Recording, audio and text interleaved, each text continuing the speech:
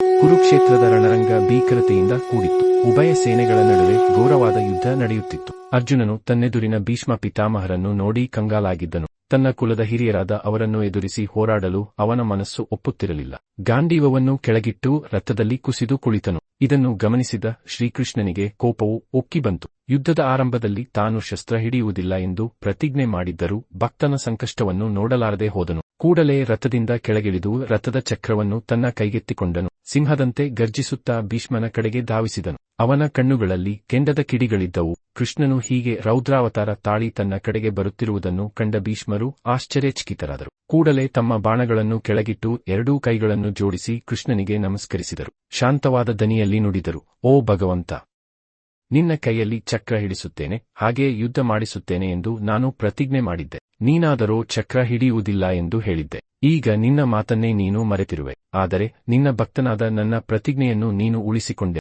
ನೀನು ಬಿಟ್ಟರೆ ನಮಗೆ ಬೇರೆ ಗತಿ ಯಾರು? ಭೀಷ್ಮರ ಈ ಮಾತುಗಳನ್ನು ಕೇಳಿದ ಕೃಷ್ಣನ ಕೋಪವು ಕ್ಷಣಮಾತ್ರದಲ್ಲಿ ಮಾಯವಾಯಿತು. ಎಲ್ಲವನ್ನೂ ಬಲ್ಲ ಚಕ್ರಧಾರಿ ಶ್ರೀಕೃಷ್ಣ ಭೀಷ್ಮನನ್ನು ನೋಡಿ ಮುಗುಳ್ನಗುತ್ತಾನೆ.